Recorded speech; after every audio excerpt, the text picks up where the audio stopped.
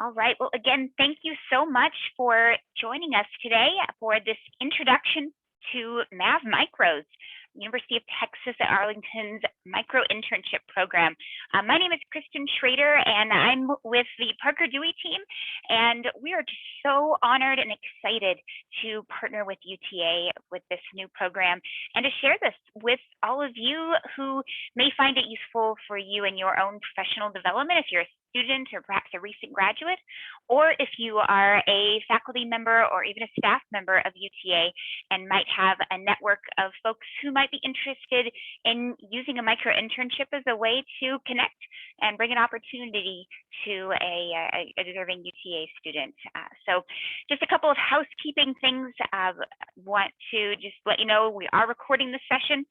Also, we have the chat alive and well, and so keep me busy as we go through this. And I also have a colleague who, Michelle, who will answer questions in real time as well, just to make sure that we're not missing anything.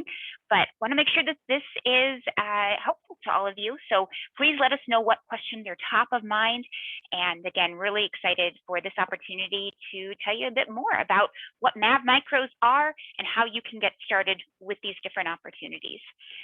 So also one last quick shout out to David Powers and the rest of the team at the Lockheed Martin Career Development Center. David in particular has been really, really awesome at championing this effort and just bringing these opportunities to the UTA campus. So really, again, real credit to David and the rest of the team for just his work and leadership in this. So let me go ahead and just give you an overview of what we're talking about here. What are Mav-Micros, which also you may have heard of the term micro-internships.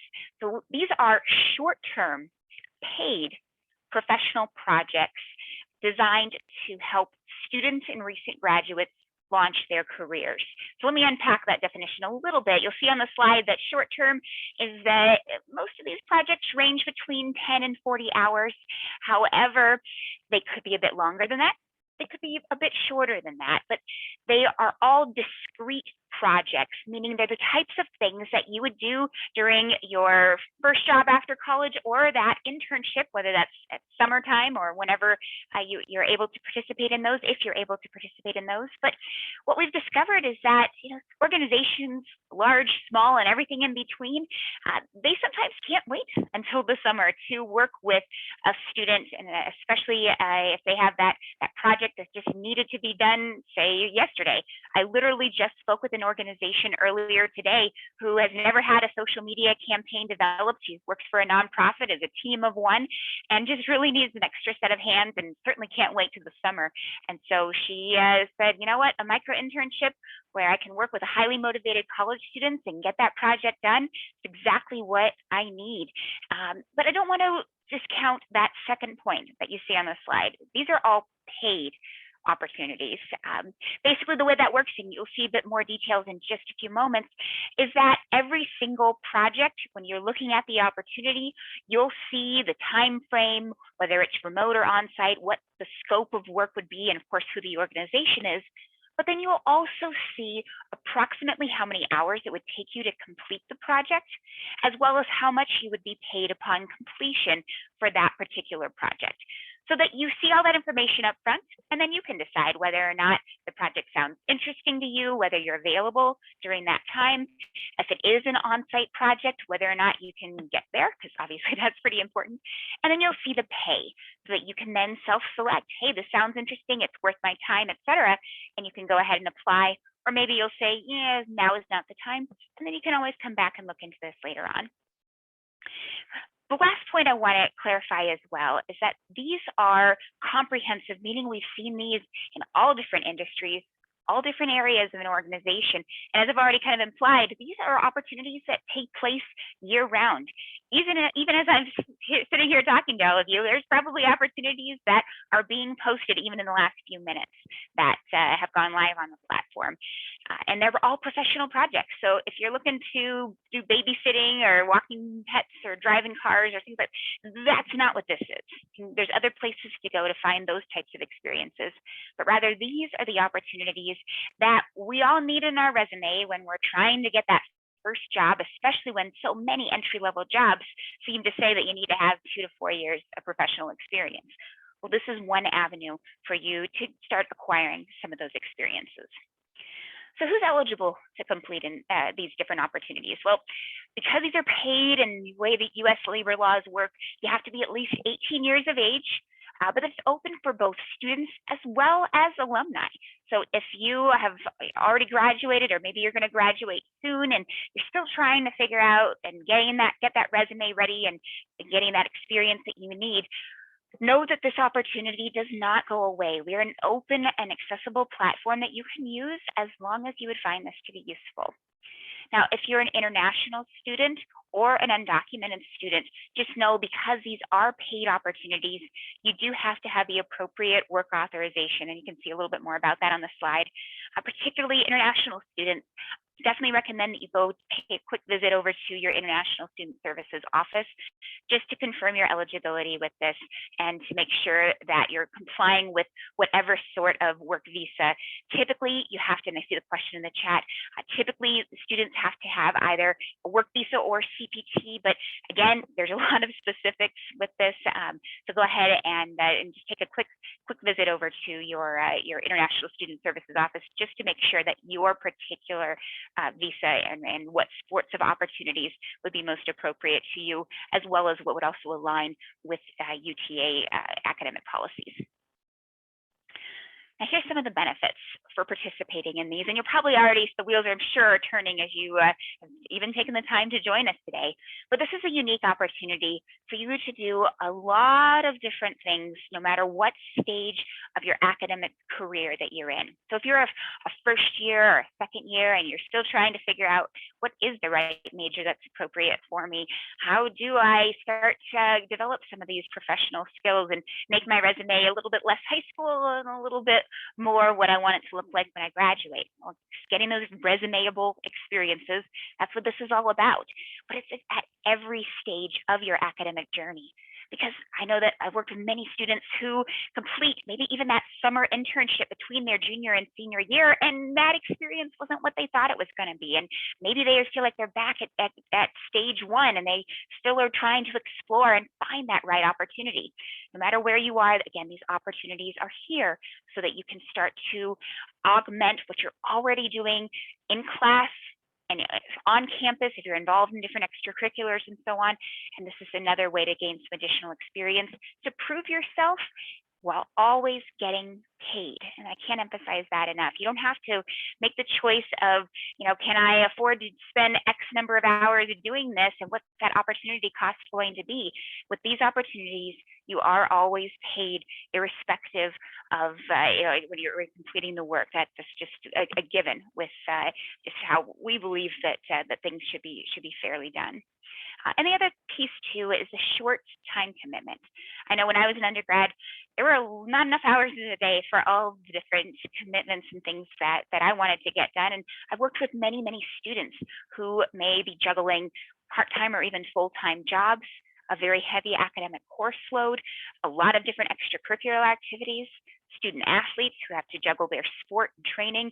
Maybe you're volunteering a lot. Again, lots and lots of different things that are just going on in a typical student's life. But with micro-internships, you'll see up front the time commitment that's involved so that you can then say, okay, right now is not the time. And I'll tell you, if it's finals week, that should be your focus, not a micro-internship. Focus on your academics. You're a student above all. But if you're taking maybe a lighter class load, or you've got a few weeks of time perhaps, this is an opportunity now to go ahead, see what might be available, see what sort of extracurricular experiences that might be able to fit in your schedule during that period of time as you start to look at gaining some different experiences. So what are some of the examples of different projects that have existed in this on the platform? And you can see this list. wide variety of different things. First thing to know here, though, is this is not a comprehensive list. Literally every day, there are new projects that are sometimes quite a bit different than anything we've even ever seen before. And so you can see everything from a lot of things in sales or marketing, which frankly can be typically done by students across all different academic departments and majors. Some of the most insightful content creation or blog writing types of articles that I've seen have come from students who are studying, say, something in the liberal arts, maybe where your academic major just doesn't sound like a job title. Or similarly, if you are studying something in the STEM field, so you're maybe pre-med, or you are focusing on maybe engineering or something in biological sciences, some of those operations types of projects could really fall in line with what you're looking at. So maybe data cleansing, for example, that might be something where you are looking at and cleaning up data, or perhaps writing about data.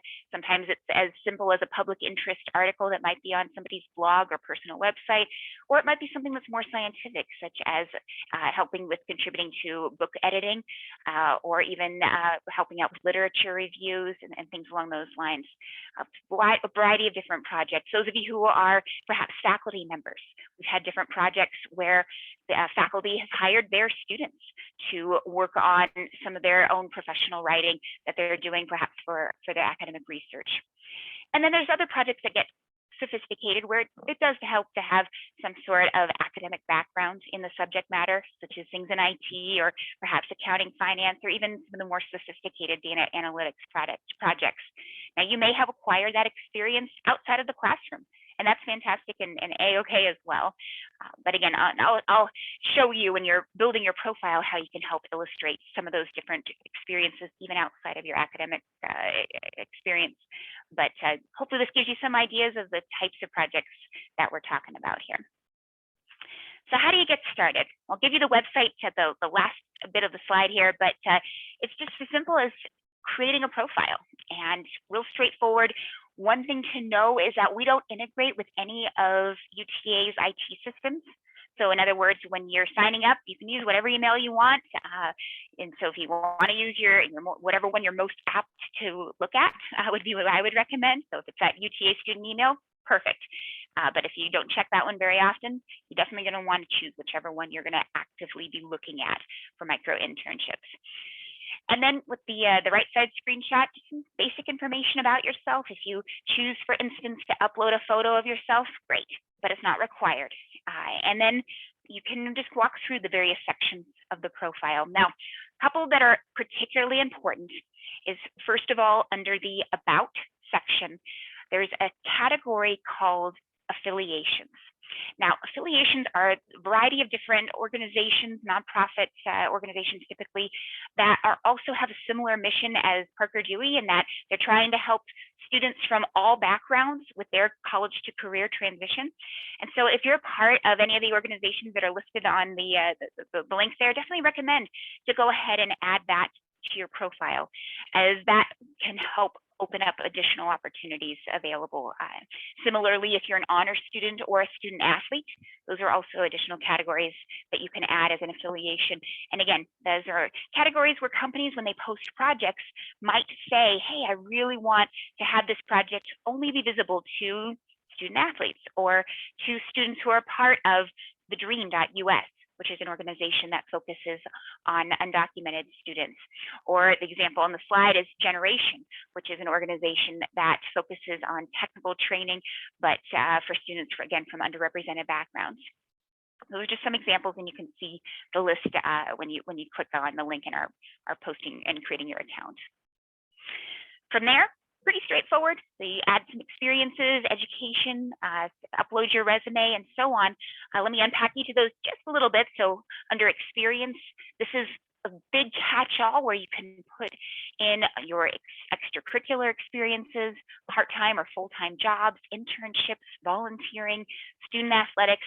You get the idea. It's a real broad category, similar to what you would put in the experience section of your resume. However, don't plan on copying and pasting exactly what you have in your resume, because when it asks you for a brief description of your role, it's just that. kind of think the Twitter version of your resume when you're drafting the experience section.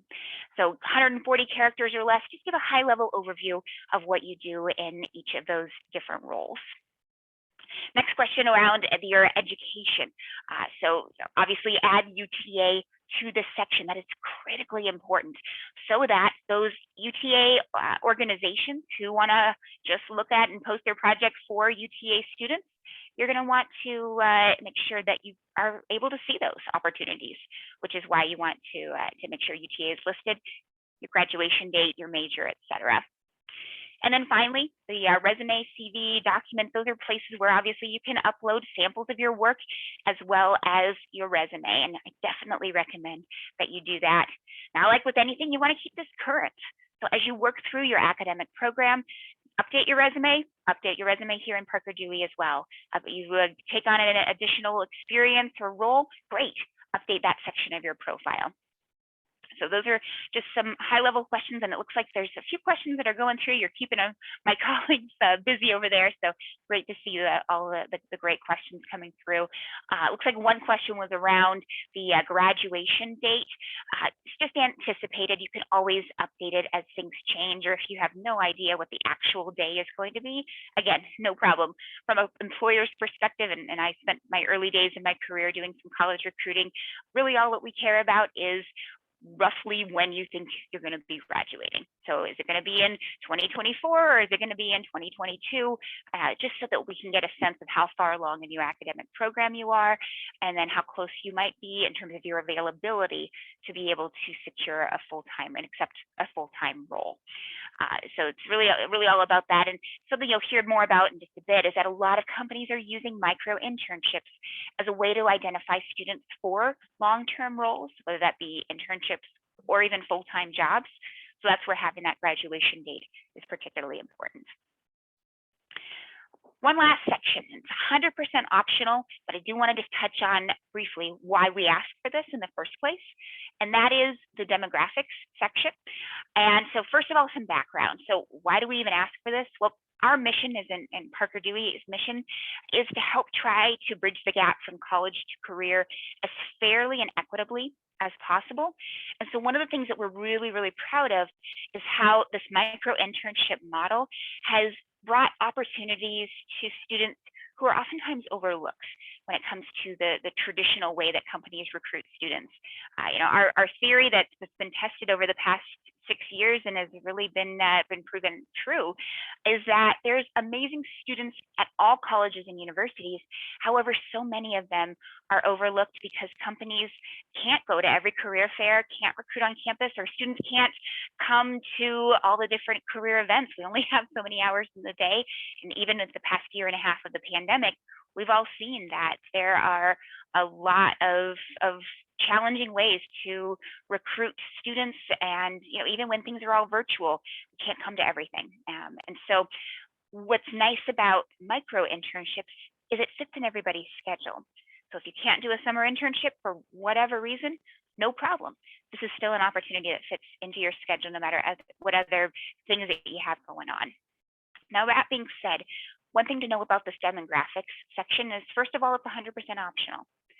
But the second piece is that the only people who will see it are you, because it's your profile, and folks like me who work for Parker Dewey, not anyone at UTA, and certainly not any organization who is trying to determine who to hire for this micro internship. So it's 100% confidential, again, outside of you and the Parker Dewey team. So welcome to fill this out if you feel comfortable. And again, I just want to make sure that you understood why it was in this section in the first place. So now let's talk about how these opportunities actually look on the platform and just how you can go about getting started. So it looks like there's already some questions about that in the chat, which is fantastic. So first of all, the left side screenshot, these are the different projects that are currently available. You'll see that most are going to be listed under that all open micro internships category, which, as the name implies, means that these are projects that are literally open to students everywhere, irrespective of where they go to school or any other information they have in their profile. And that quite frankly, that's how most organizations choose to post their projects. They typically need these projects to have been done yesterday, and they'd have a pretty fast turnaround, and so they want to have a competitive applicant pool that is nationwide, from students and recent grads from all majors, all schools, etc. However, some organizations are choosing to post projects exclusively for students from certain schools. So for this particular example that's on the screenshot, this is a bank, it's called Central Pacific Bank, that happens to be located in Hawaii, and they're trying to find students who are already in Hawaii and who'd be available and interested in working on this project, because they're trying to identify students who also might be a good fit for some of their longer term roles, such as internships and full-time jobs. So for this particular case, you see a project that's listed under featured. For this example, that was only for students who are attending schools in Hawaii. But you can see in the middle screenshot, there you go. Those are the details about the project, the start date, due date, estimated number of hours. This particular example is remote. However, companies sometimes do post projects as on-site. I will say that that's certainly the exception more so than the norm, meaning that even before the pandemic, over 95% of micro-internships were posted as remote opportunities. So if you have some sort of travel restriction, or for instance, or you just maybe don't have transportation or whatever, no problem. Most of these opportunities, it really doesn't matter physically where you are or where the organization is, since most are remote. And you can see the rate of pay as well, and the job description, etc. And then on the right side screenshot, that's where you go to apply. And I know I've already seen questions around interviews and so on. Well, when you're filling out those application questions, they're very important, and you'll see why more in just a second. But think of those as your opportunity to not only share a bit about yourself, your interest in the project, and so on, but also to demonstrate some soft skills, some of those intangible things that are just hard to evaluate when they're just reading a little bit about your experiences or seeing your resume, which has maybe been proofread by the great team over at the Career Development Center.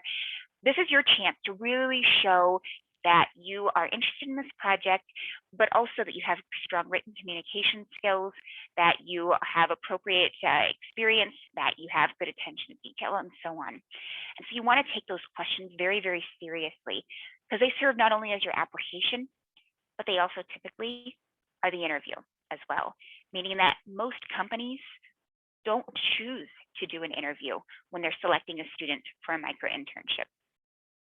Now here, we're going to take a look at the company's view so you can see exactly why having that those strong application responses are so important.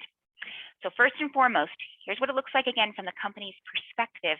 They'll see the list of students who applied, and they can click details to read a bit more about them. Now, a few things to know. One way that that Parker Dewey is very different from Handshake or any other job board that you might be familiar with, is that we are not a resume database.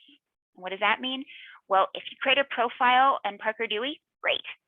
But companies can't see your profile unless you choose to apply to a project. And then the only companies that will see your profile are those organizations if you've submitted an application for their project. So if you apply to one company, great. That company, and only that company, will be able to see your application. So I've worked with students in the past where they said, hey, I've created an account on Parker Dewey. Why have I never been selected for a project? Well, when we look at their profile, it's because they've never applied. So you've got to make sure that you indicate your interest and fill out those short answer questions. That's how you apply for a project. And that's how you get to be on this list, where they'll see all the different schools, of this list, the students' names, and so on. If you did choose to upload a photo, that'll be visible to the company, your first name, last name, etc. Let me take a look and draw your attention to the student at the bottom of the screenshot, this list. His name is Kendrick. Now, Kendrick doesn't have a whole lot of information about himself. Doesn't have a school, major, graduation date, degree, any of that. So already Kendrick is at a big disadvantage when compared to all of these other students. It looks like Kendrick doesn't really care. Kendrick didn't take the time to fill in his profile. Why would we really be considering him for this particular opportunity? So this is a really quick and easy way to show that you are sincerely interested, to take the time to complete your profile. And again, the company can then click details and read a little bit more about your experiences. So if we look at Melissa over on the right side screenshot, you'll see that, yes, she's indicated information about her education and experience. She's uploaded a link to her LinkedIn profile, some hobbies, her resume, etc., which is all fantastic. But what does a company see first is how they answered those short answer application questions. Those are critical, and they see those first before they even choose to click on the link to your LinkedIn profile or the link onto your resume. So definitely make sure that you get those short answer questions as professional as possible. And to illustrate that even more, here's another example. Side by side, two different students who've applied for the exact same micro-internship. So again, we're looking at Melissa. She said, why do you think you have a good fit for this position? Well, I have some relevant experience, so on. Well, describe that relevant experience. Well, here's some details and so on. Melissa had a nice series of answers. They weren't significantly long. They weren't necessarily, she didn't write a book for each of these responses. So usually it just takes a handful of sentences to answer each of these application questions, and you're good to go. Now let's take a look now at Catherine on the right side. So first of all, you notice that her profile looks a lot less detailed. Now that's because it is. She didn't take the time, much like the student in the previous slide. Catherine didn't take the time to fill out anything about her education experiences or any of those initial sections of her profile. And even her responses to those application questions leave a ton to be desired. So why do you think you'd be a good fit for this position? Well, I'm great with numbers. I compare things all the time. I don't think I'll have too much trouble with this. That response just doesn't really exude a whole lot of confidence. And she really didn't answer the question. Why are you a good fit for this position? Well, great with numbers. What does that even mean? Next question, describe your accounting experience. Well, none, I don't have any, but I do have experience working with money. Well, everybody has experience working with money. And if they're specifically asking you about your accounting experience, you probably should have some accounting experience in order to be eligible or to have a chance for this particular micro-internship.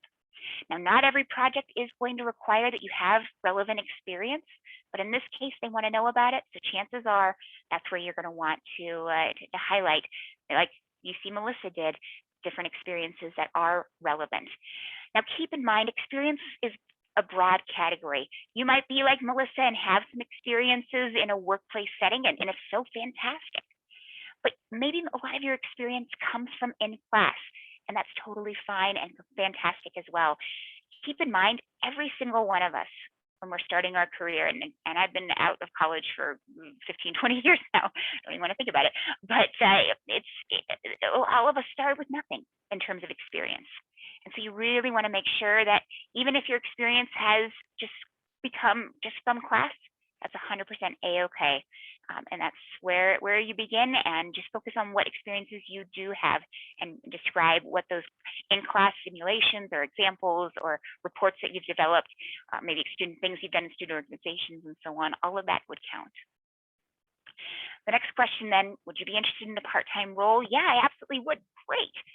But she didn't capitalize the Y and yes.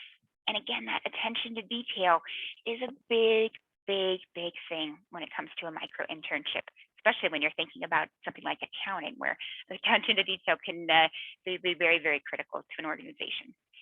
So in short, take the time, make sure that you're adding in some of those specific details. And just to illustrate that even more, I wanted to share with you a couple of examples of application responses that have worked from different micro-interns. Now, I know this looks like a lot of text. You don't need to read through all this in great detail, but I did highlight that this particular student, she's saying that she does have experience researching individuals and organizations. This particular example is for a lead generation project.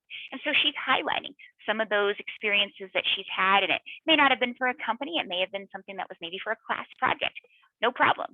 But that is a successful answer. It was a few sentences, but it is specific to that project. And that particular micro-intern has figured out and has been very, very persistent in being selected for, and in her case, 6 projects in 4 months. So not too bad. Whereas we have another student here, the student's been selected for 8 projects in 3 months. And this example, so I love digital marketing. I'm excited to work with you. So already a lot of enthusiasm. And then she highlighted a few examples. Now, we don't know where she got these experiences with Walmart and Microsoft, et cetera. It may have been in a class, and it's so fantastic. But she does say I can submit some samples of some of her work and highlight some of her soft skills as well. So hopefully this gives you some ideas of what you should be thinking about when you are putting together some of those application responses.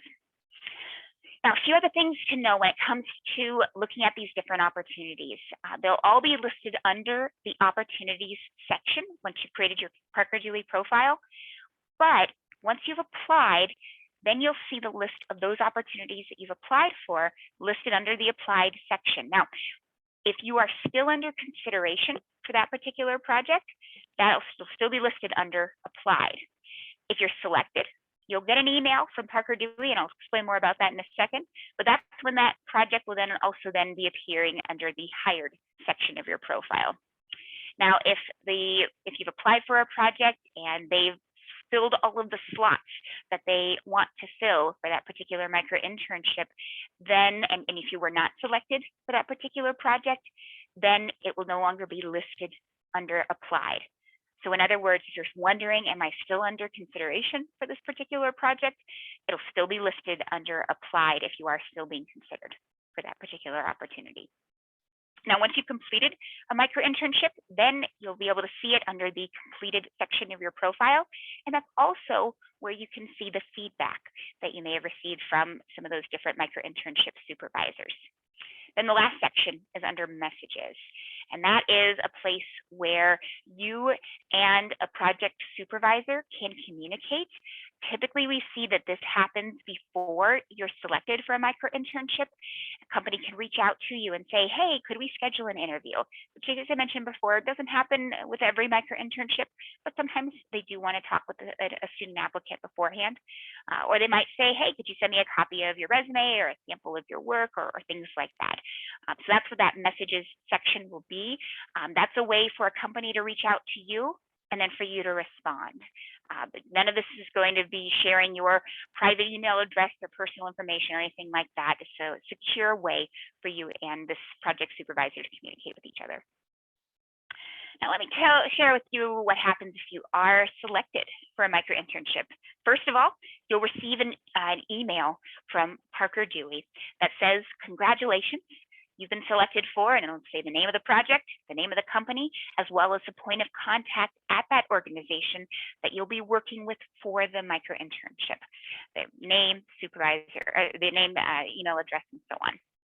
Now, from there, we'll also send you different resources and suggested next steps to get started. So step one will be information on how to sign up for the accounting system. Step two is going to be about the legal terms, documents, and all that kind of stuff. Step three is sending a message to the project supervisor at the organization, and we'll send you some examples of what you should say in that initial message and other best practices and tips. And then step four is a reminder that if you're an international student, to make sure that you go back to your International Student Services office to verify your eligibility. But again, we'll send you these resources and it'll all be spelled out for you in that initial email. From there, we strongly recommend that you initiate that first interaction with the micro-internship supervisor.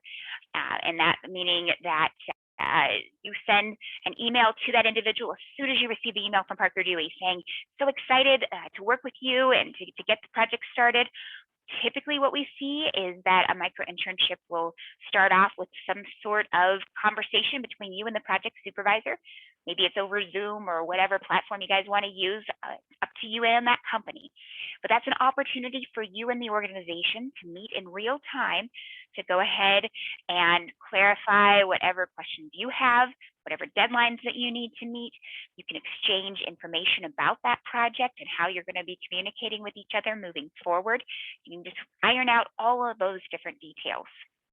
Now from there, typically a micro-internship is completed by the micro-intern, by the students, asynchronously, meaning typically you don't have to work at a specific set schedule or appear at an office at any particular time.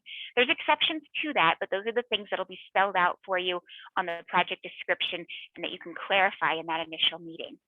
But usually what you're doing is working from your dorm room, apartment, or wherever you happen to be, and working through that particular project at whatever time you have available, assuming that you are with the understanding that you're going to meet the different deadlines that have been spelled out to you by that project supervisor.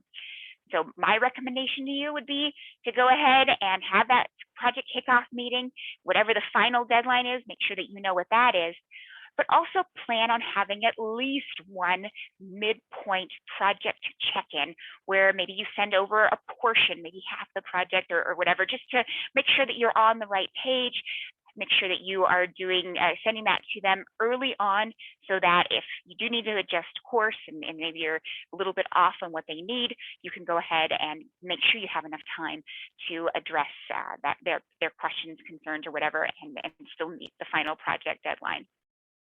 Now, know with all of this, you're not on your own. You might be working independently, but you still have a bunch of resources available.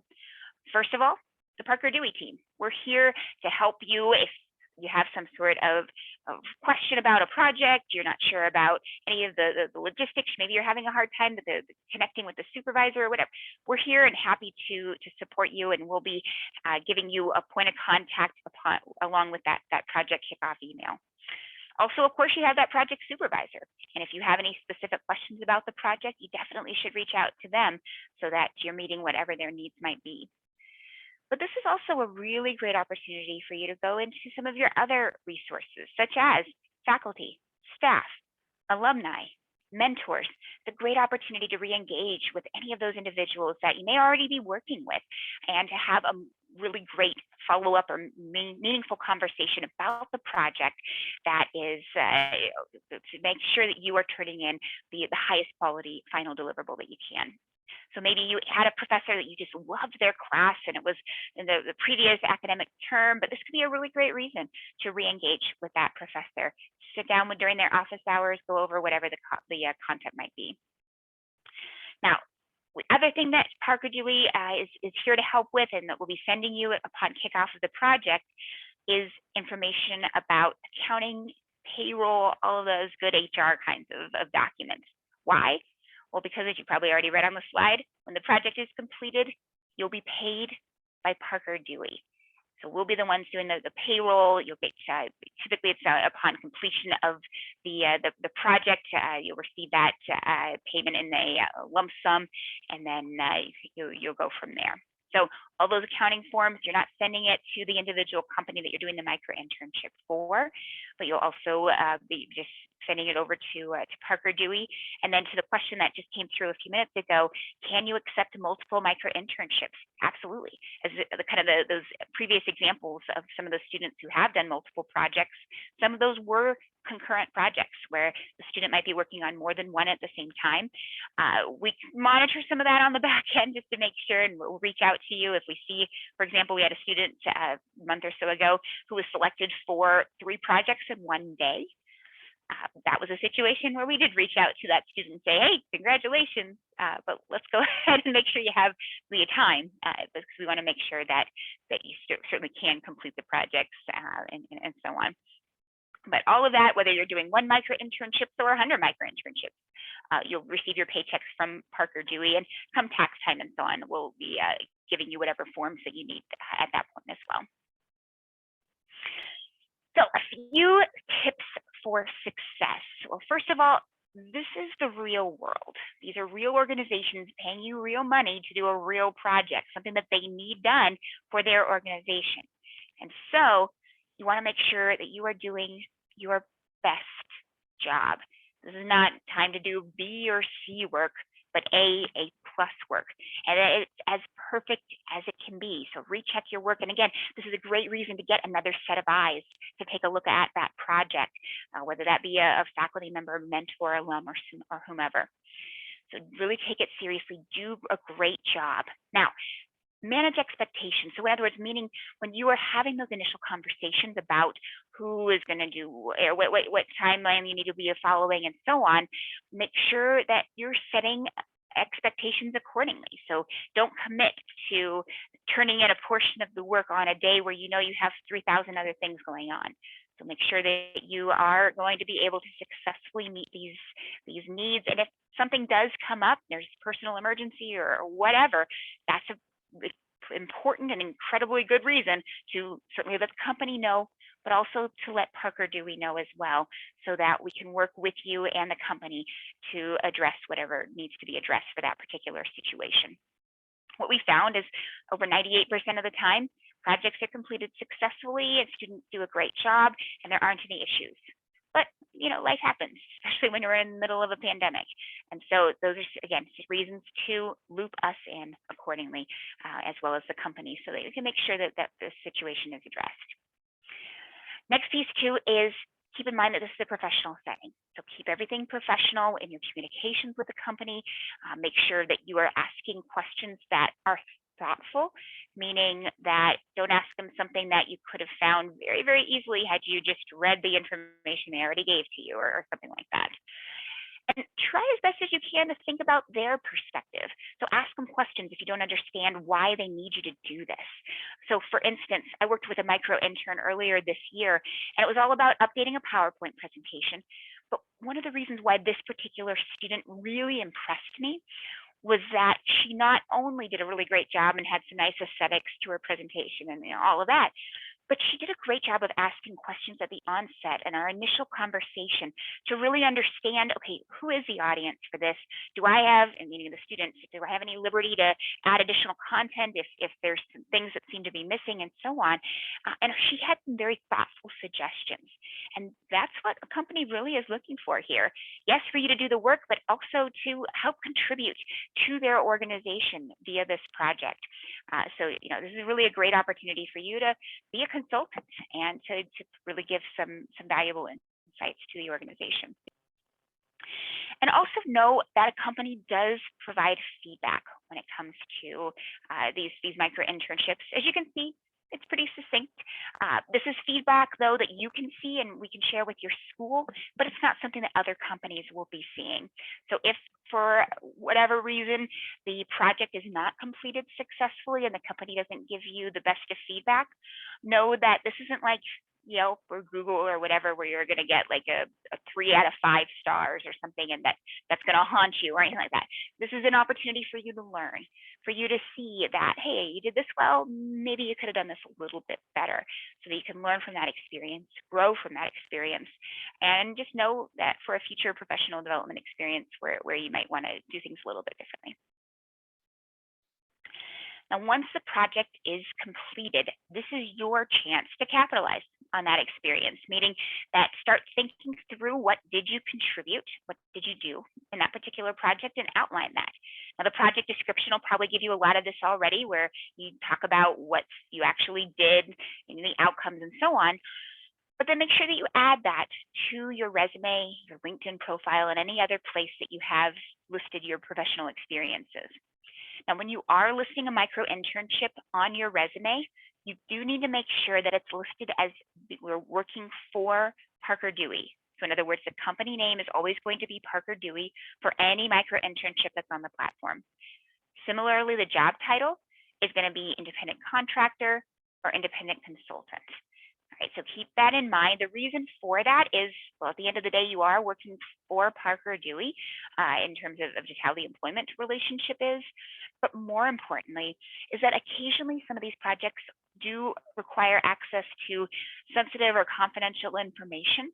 And so out of professional courtesy, but also just because of the way of the nature of these relationships, you want to make sure that you ask the company's permission to use their name if you are going to use that on your resume or LinkedIn. So ask their permission first, and if so, you still say that you worked for Parker Dewey, but the bullet points describing the experience will say something like that you completed a market research analysis for XYZ company, again, if they gave you that permission.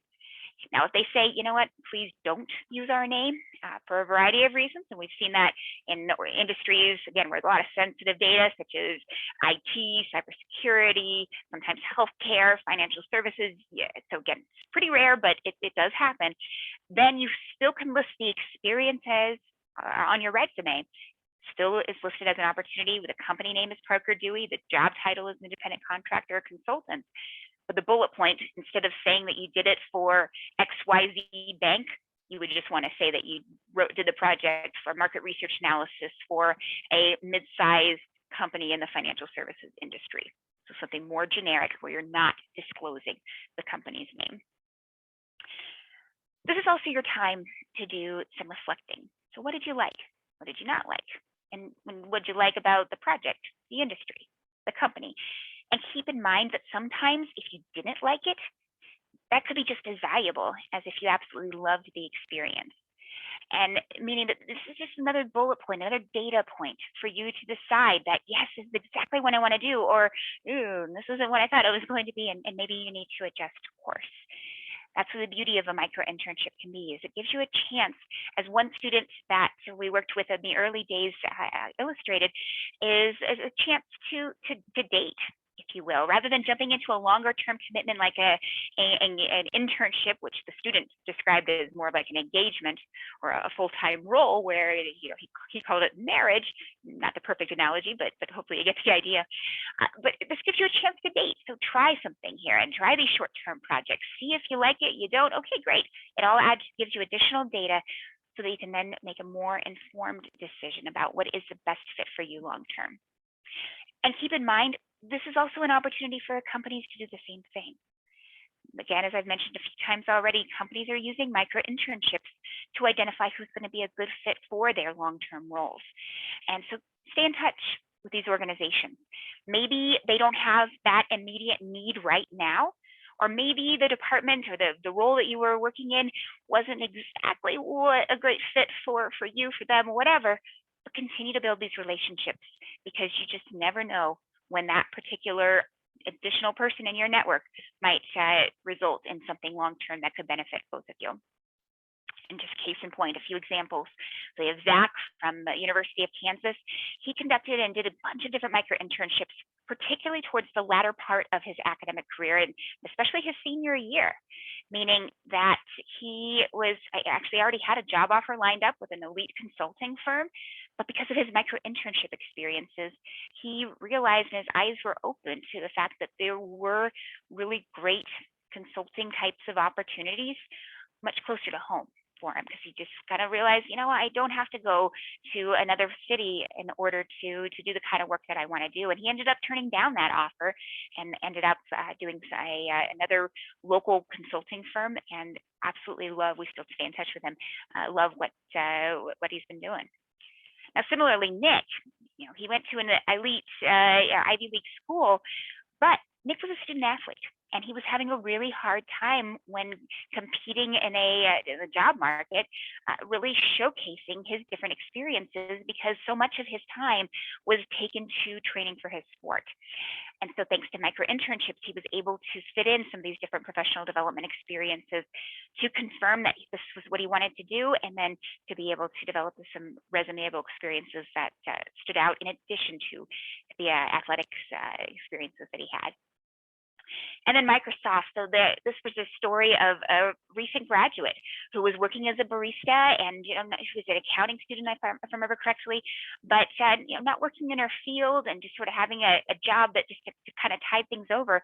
Well, she did a micro-internship with Microsoft, and her final deliverable was so high quality that they actually invited her on site to present her project on site, just like what an intern would typically do in a summer internship. But this was for a micro-internship, and they created a job for her as a result of this. And a few others. So we have Kenzie. She completed micro-internships while studying abroad, and those have actually continued on to different month-to-month contracts doing various types of social media work. Gus, on the other hand, has done a bunch of different projects in a variety of different fields. He was studying economics and has done, again, things in accounting, marketing, and just a whole bunch of things just to figure out how does he want to use some of those different liberal arts types of classes and skills that he's learned. And then Gaira, she was a student who completed micro-internships while completing her graduate degree. And so those of you who might be pursuing something in grad school, know that there's opportunities that might be of interest to you as well. And in Gaira's case, she was hired full-time by the company that she did the micro-internship for. And so now she's working for them while also working as a PhD student. So she's got a lot of things on her plate. But, again, the beauty of a micro-internship is you can fit in these different things in your schedule. And it's creating an impact on the company's perspective as well.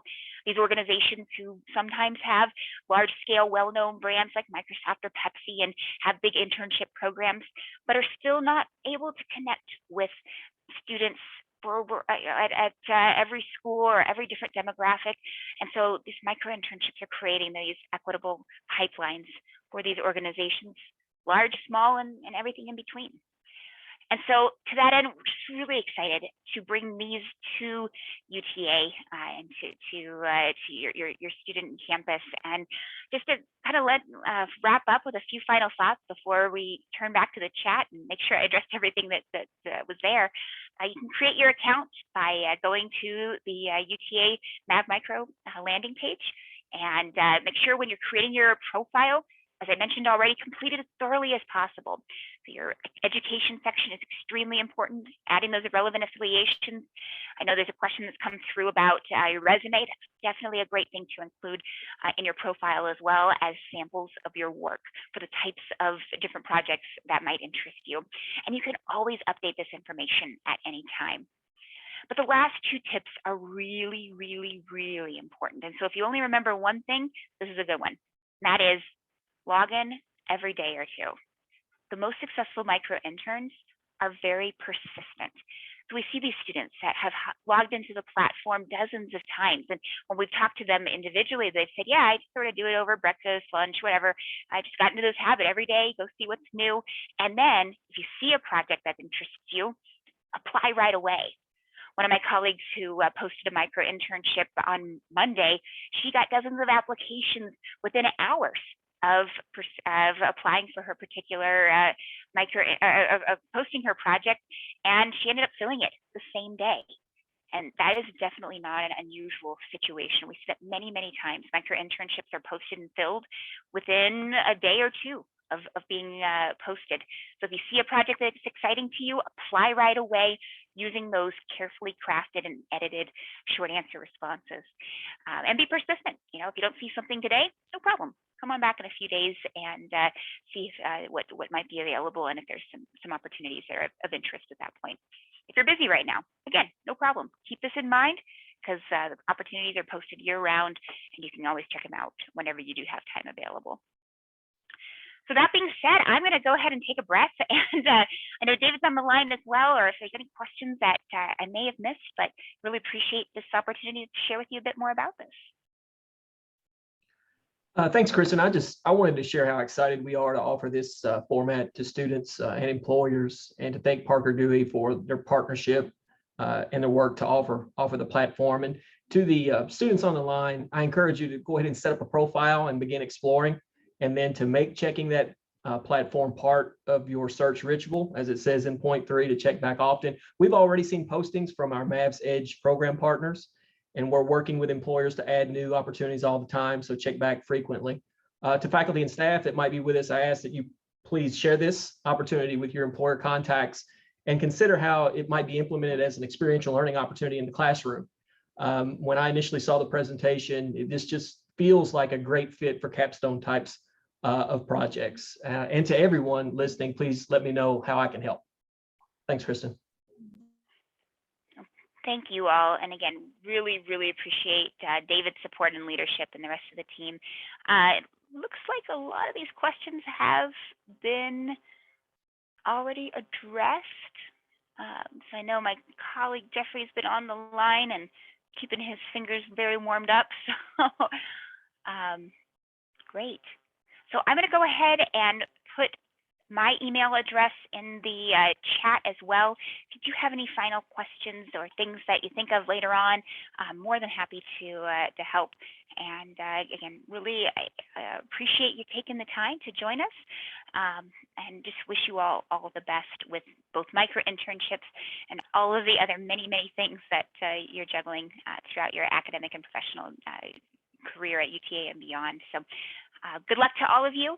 And oh, let's see, one last question. Okay, what should be included in the resume if you don't have any prior work experiences? Great, yeah, great question. So certainly whatever sort of extracurricular experience that you have on or off campus, volunteering, et cetera, and all of your educational experiences. So if you have, for example, different in-class projects that you've done, relevant coursework, different projects that you can highlight that way that would relate to the kinds of experiences. Those are a great place to start, and then you can always adjust your resume accordingly as you do gain additional experience. It's another good reason to go back to the folks on the Career Development Center too, who can also provide you some more specific insights. So great, I don't think I've seen any final questions. So again, we'll go ahead and wrap up our time here, and I hope you have a great rest of your day.